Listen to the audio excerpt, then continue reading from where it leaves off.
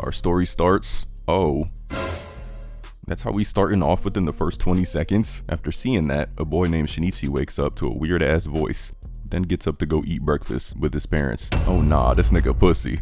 Then afterwards, we see bro have reflexes of hell. We meet his friend Satomi Murano, and damn, off rip.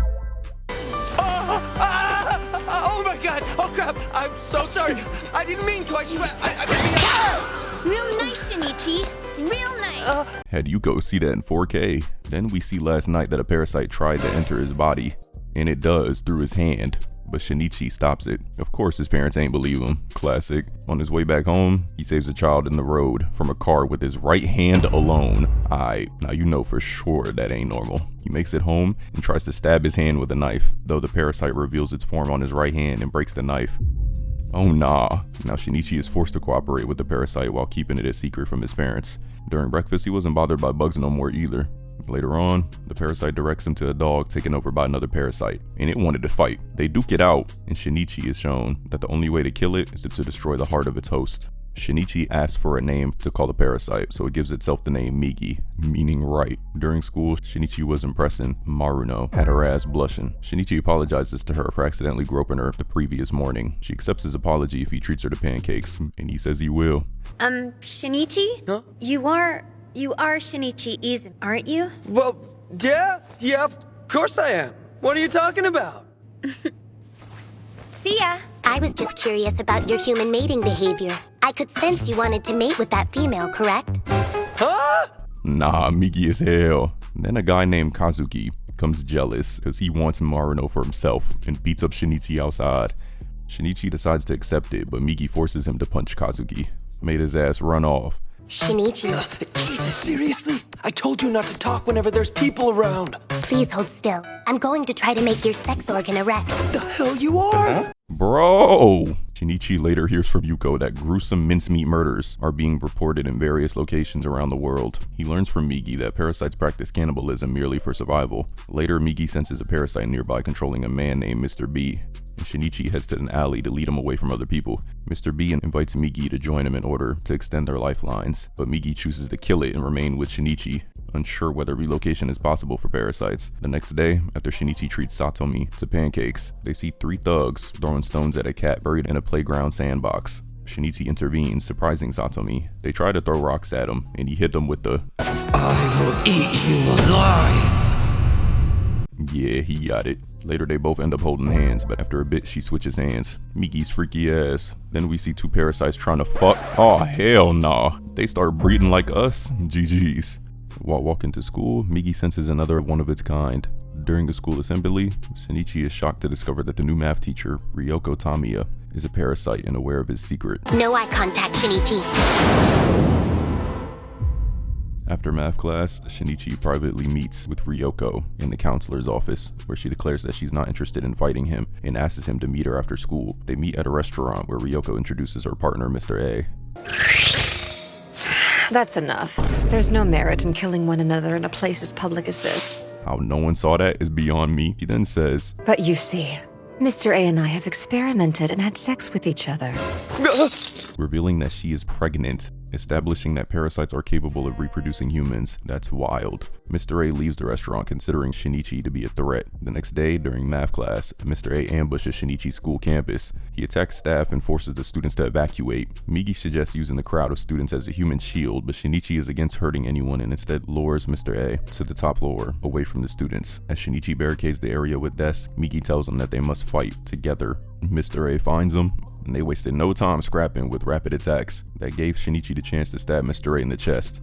Losing a lot of blood, Mr. A stops the bleeding. Mr. A tries to find Ryoko, and does, but she sets off an explosion with gas tanks to kill him and escapes to safety. Some time passed, and everything went back to normal for now. Soon, Ryoko is forced to resign from the school once news of her pregnancy reaches her colleagues. Shinichi encounters Ryoko outside, where she explains that every living organism follows a directive. What is it you plan to do with your baby? Give birth to it. Possibly use it for some experimentation. If it proves useless, it's food. Then later on, the mother of Ryoko comes over and realizes that it's not actually her daughter, and sadly, she got boomed. The next day, Migi experiments with separating itself from Shinichi's body for a few minutes. That shit looks so crazy. His parents plan a trip to the beach, though Shinichi worries about their safety because of the mincemeat murders. His mom Nobuko wouldn't mind staying home, but he decides to go for a walk. That's when his dad Kazuyuki suggests that Shinichi is still feeling guilty about her scar. Would you please just wait? Shinichi!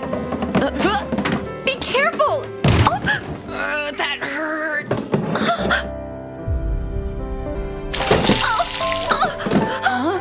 Are you okay, Shinichi? Did you get any on you? Are you hurt? You didn't get burned or anything? You're okay? Look at this motherfucker Migi replicating a gun, bro. Luckily Shinichi hit him when his mom barged in. Your son was yelling at me just now. He's probably up there whacking off or something. Saying that so casually, he got it. When Shinichi decides that his parents should go on a trip, they become suspicious of his behavior, but he assures them that he will be fine during their absence. Then we see a guy driving with a shawty, and they end up crashing. The shawty was a parasite, and its organs was cooked. So since Buddy was still alive, it said, fuck it, come here. Following comments from his parents and friends, Shinichi suspects that he's undergoing psychological changes. Upon seeing a gang of thugs led by Mitsuo assaulting Kazuki, Shinichi steps in to help, but takes a beating. Before the gang leaves, Shawty there stared into his eyes and saw Migi's eye. Had her scared as fuck. Later on, after school, Shinichi and Satomi run into the same girl from before and detect something off about him. They ignore her, but shortly after, Mitsuo and his gang abduct Satomi while he gets his ass beat. He also refuses help from Migi. He was still getting pieced up, and Migi almost came out, but a senior student named Kamijo arrives with a large group of friends to deal with Mitsuo and them. We cut to that parasite struggling to adjust to a male's body, so decides to look for a woman. Shinichi walks Satomi to his house for a while. After Satomi leaves, the girl from before named Kana shows up to apologize to Shinichi, but she detects something strange when she shakes his hand. Migi deduces that Kana can sense wavelengths perceptible to parasites. Meanwhile, we cut to his parents enjoying the sunset. Then out of nowhere, the parasite from earlier slices Nobuko's head clean off. Then Shinichi receives a call from his dad while injured, warning him about Nobuko, saying he's gonna kill that monster.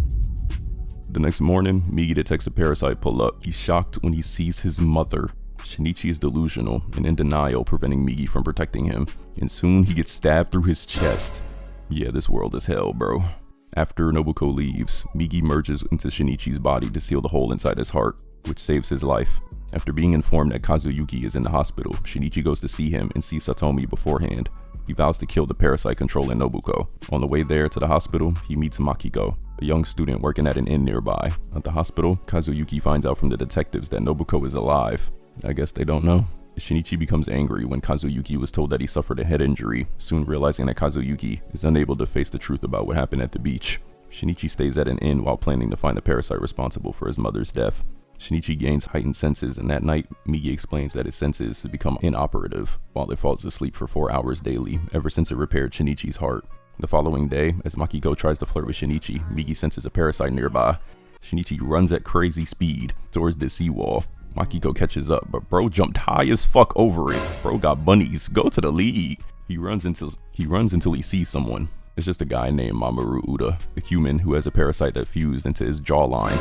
His backstory is that his wife left him, and he was going to off himself. Damn, that's tragic. He couldn't go through with it, but the parasite attacked him and he fell off the cliff, so it saved him from drowning in the sea. Mamoru hears a story about how Shinichi first encountered Migi and how Kazuyuki ended up in the hospital. Bro was a crier. Later, Shinichi learns that Migi scattered its cells throughout Shinichi's body to close his heart wound, explaining Shinichi's psychological changes, such as enhanced hearing, speed, and reflexes. Mamoru senses Nobuko, and Shinichi heads in her direction. However, Migi falls asleep after morphing into a scythe, leaving Shinichi to fight by himself. While fighting, Mamoru gets wounded by Nobuko, and Shinichi arrives to fight Nobuko alone. Bro was evading all its attacks, also landing a hit. He was going crazy until he saw the scar. He gets nicked, but Mamoru lands a surprise attack, killing it. After saying goodbye to Makiko and contemplating about Nobuko's death with his dad, Shinichi returns back to school. Shinichi, hey! Hey. Looking as fly as ever. Then we see Ryoko with another parasite hosting a body and orders it to watch Shinichi. Mitsuo suspects that Kana has a crush on Shinichi. Damn, what gave it away? He picks a fight with him, but Shinichi uses his newfound senses to easily defend himself. Satomi pulls up and observes that Shinichi inherited a colder personality. She hits him with the same line. You are Shinichi Izumi, aren't you? Well, who's to say? Come on. Who else would I be? Kana senses him again and was happy when she sees him, but she saw Satomi with him and she was mad as fuck. The next day, Shinichi finds a dead puppy in the street. Satomi is with him and says he's different now. And the next thing you know, he throws the dead puppy into a garbage bin. Like, bro. I don't believe you. How could you do that? You just threw it in the trash can? Oh, do you think the janitor will get mad? I'm not talking about the stupid janitor. The puppy. It's cruel to that puppy. I'm not sure how that can be cruel. The dog's dead. I know, but Shinichi... It's already gone. It's not a dog anymore. Just a hunk of dog-shaped meat. After Satomi leaves, Shinichi later gives the puppy a proper burial upon realizing that he's begun thinking like Migi, having also lost the ability to cry. At school, Shinichi encounters a new parasite named Hideo Shimada, disguised as a transfer student, but Migi does not detect Hideo as a threat. Hideo later tells him that he's here to keep an eye on him. Believing Shinichi to be her soulmate, Kana detects someone approaching, but it turns out to be Hideo. Shinichi arrives and warns him to stay away from his friends, although Shinichi acknowledges that Kana has the ability to sense wavelengths of something greater than she can imagine. That night, Hideo changes his face to look like a model and lures a girl into an alley in order to feast on her body. Of course, Yuko is drawing this nigga too. Oh lord. Later on, Mitsuo runs into Kana, who's avoiding Hideo, and he picks a fight with him. Sadly, he got cooked. Of course, Yuko is there watching his ass, while Satomi is still avoiding Shinichi. Hideo wonders why Shinichi cannot always sense his presence and thinks that Migi may have a weakness. The chief of police Takizawa interviews Kazuyuki about the parasite that killed Nobuko. Kazuyuki confirms the parasite's likeness of Nobuko in a sketch drawn by Haruki, Yuko's older brother. After becoming suspicious of Hideo, Yuko later witnesses him being hit by a baseball but remaining uninjured. Caught his ass in 4K. While attempting to patch things up with Satomi, Shinichi is interrupted by Migi, who senses Hideo preparing to take on Mitsuo and his gang. Shinichi comes in with his hops, breaks it up, and warns the gang to leave Hideo alone. Later, Satomi maintains her distance because of Shinichi's changed personality. Are you still... Shinichi? Shut up! Yeah, it's over. Meanwhile, Yuko follows Hideo and discovers his ability to change his face, sharing this knowledge with Haruki. Next day, Yuko confronts him about his identity in the art classroom. Yeah, she might be slow shit. Before Hideo could attack for real, Yuko throws a bottle of paint thinner at Hideo, then jumps out the window to safety. Then these two niggas really said, You saw that thing coming out the window, right? Yeah, man. Let's go take a look. like, bro, the chemical causes Hideo to lose his mind, and those dudes, including a teacher, become fodder. That's natural selection for real. Although an evacuation is initiated, 17 victims among students, teachers, and even policemen are gradually massacred. Shinichi starts to have a panic attack. Then soon, he calms down. This prompts Shinichi to rescue Satomi. And while the two dudes that's with her gets boomed, he takes her far away from the campus. Shinichi decides he wants to end this. Migi senses that Hideo is on the school rooftop. Shinichi travels to the roof of another building 300 meters away, and Migi helps him fling a rock through Hideo's chest, killing him. At a high-level government meeting, the existence of Parasyte is kept a secret from the public. A scientist named Dr. Yui reports that parasites can be identified by plucking hair from anywhere on the body to ascertain its physiology, because the hair stays alive for a short time. Shinichi finally patches things up with Satomi after she thanks him for saving her. Then a new form of greeting becomes popular, pulling out a strand of each other's hair. Yeah, anyone who tries doing that to me, you're getting... Until later on, a woman actually did it, and it was GG's. Then two parasites literally ate her. See, that shit not saving you. After seeing Kana's wet dream about Shinichi, she tries pulling his hair, and he stops her. He then lets her, and it doesn't move. Why is she keeping it? Shinichi hesitates to tell Kana the truth about his condition, though he is worried that she can detect his presence in other parasites. However, when Satomi questions Kana about Shinichi's change in personality, Kana denies noticing any difference. Meanwhile, a guy wearing gym clothes who's a parasite murders 22 armed members of a Yakuza organization in an experiment to test his fighting ability against armed humans without resorting to parasite weaponry, taking 3 hits in the process and taking control of a businessman afterward to hide his identity. The next day, while on a date with Satomi, Shinichi feels that Migi truly has merged with him, especially when he experiences pain in his chest after seeing a woman withhold herself from slapping her badass kid. Later on, they have their first kiss, and Kana saw that shit. If only we had gotten closer to each other sooner. If that were the case, I could truly believe without any doubt in my heart that you really are Shinichi. Kana decides to contact Shinichi to meet up with her tomorrow. Later, Miki senses 8 parasites at the mayor campaign of promoting environmentalism, led by Takashi Hirokawa. Although Hirokawa detects Shinichi's presence, Miki cannot identify his motives, and shortly after, Kana shows up. I don't know why, but she ends up having the same dream again, and why is the hair in her bed next to her? Shinichi and Miki conclude that Hirokawa is running for mayor to create a safe haven for parasites. Shinichi becomes concerned that Kana's ability may place her in danger. He arranges to meet her in an abandoned building where he reveals the truth to her about parasites while Miki is asleep. Although Kana doesn't believe him, she promises to only come if she sends him, since his signal feels different than the others. Shinichi promises to show Miki to her one day too. Later, the parasite Hirokawa won the election, and Shinichi's not fully sure that Kana was telling the truth. She doesn't feel you like I do. Look over here. Feel me. Please. Relax. You doing too much. Miki reveals to Shinichi that Kana emits a weak signal detectable by parasites, meaning that they can also seek her out. Shinichi convinces Miki to reveal his true form when planning to meet with Kana at a train station. Kana really left the crib without her phone, so Shinichi calling her was useless. Kana assumes that Shinichi will be at the abandoned building again and uses her instincts to track him. Instead, she encounters a parasite hosting a man, Eden.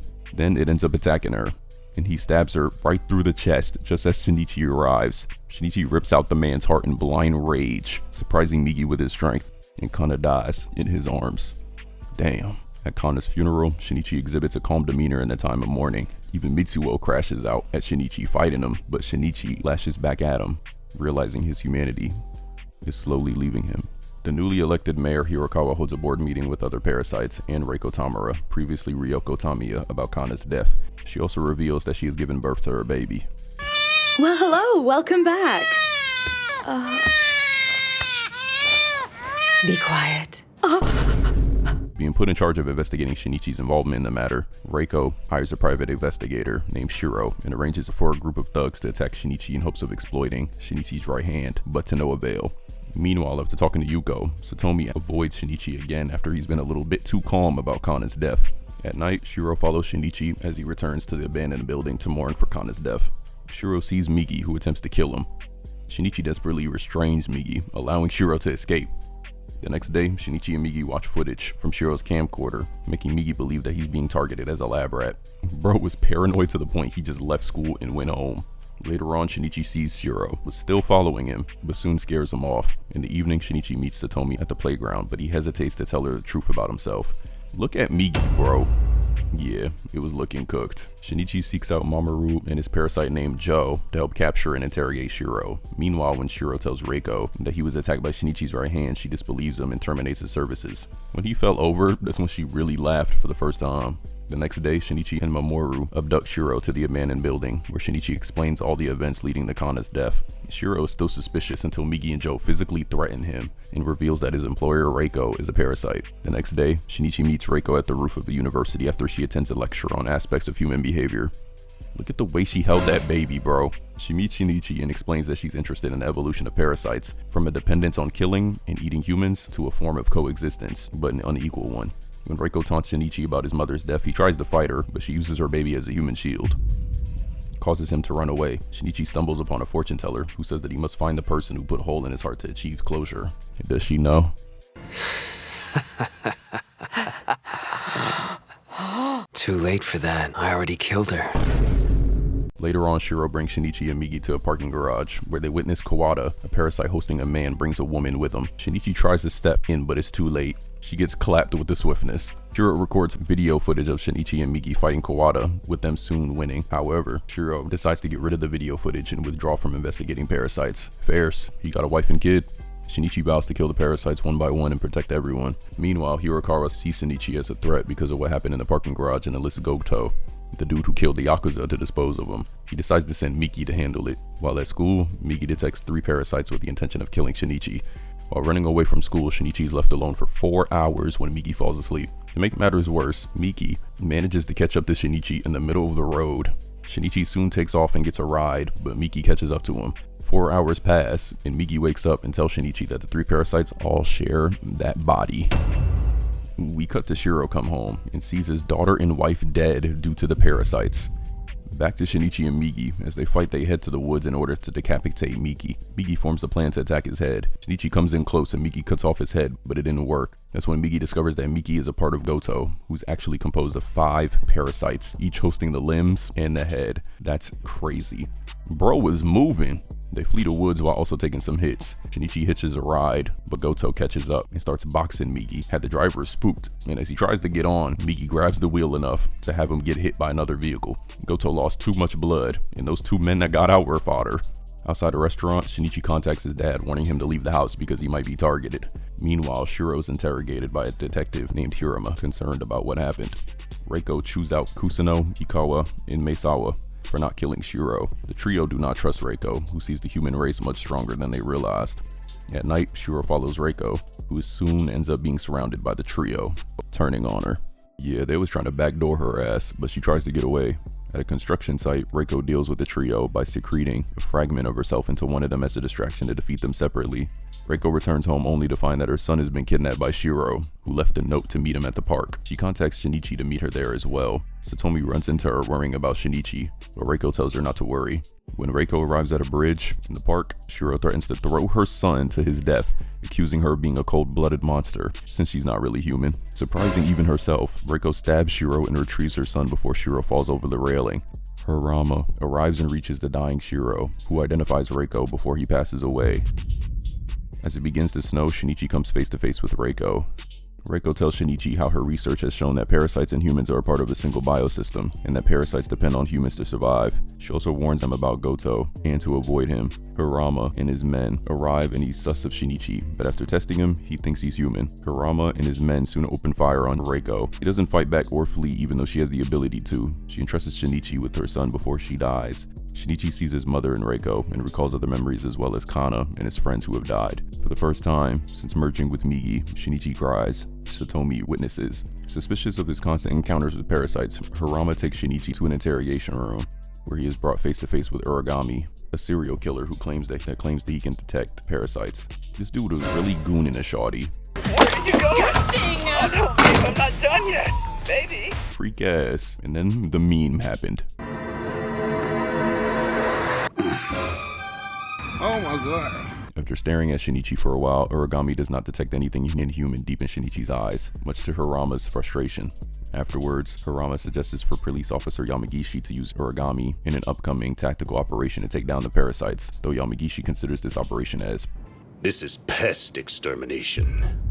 As the school year comes to an end, Shinichi makes record time on the running track during PE class. Jesus, 10.5 seconds? Whatever.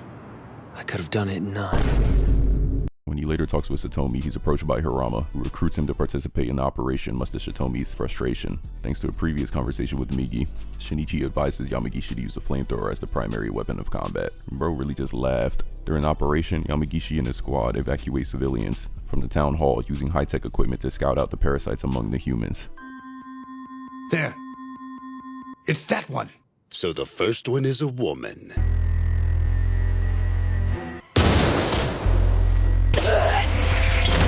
Got its ass. As the evacuation continues, the civilians panic when a parasite starts attacking and the high-tech equipment gets damaged from the outside. Yamagishi and his squad start sacrificing human lives inside the lobby to shoot down the parasites, which gives Hirokawa and the others the opportunity to slip away. Yamagishi takes Uragami with him and orders the squad to branch out to the other floors of the town hall and kill more parasites. Shinichi sits idly by, worried about the operation. Some squad members with Uragami run into Goto, and seeing him spooks the hell out of Uragami, and he takes off. The remaining squad members follow him to a room, and they start to open fire. Goto easily absorbs and deflects all of their bullets, then shoots all the bullets back at them, killing them. Other squad members storm the auditorium where Hirokawa is there waiting for him. Hirokawa starts yapping and blames the humans to be the infection of the earth, since they cannot accept the parasites to live among them.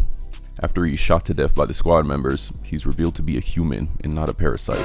Holy. Uragami makes his escape after shooting Hirama's partner. Goto eventually wipes out all the squad members inside the town hall. Yamagishi is defeated and beheaded by Goto on the roof of the town hall. Goto meets Shinichi outside and vows to kill him before getting shot, and he leaves to replenish his energy. The next day, Shinichi skips school but is driven into fear and paranoia, imagining Goto everywhere and realizing that he's unprotected while Migi sleeps. Shinichi soon sees Satomi outside his house and hugs her before he runs away.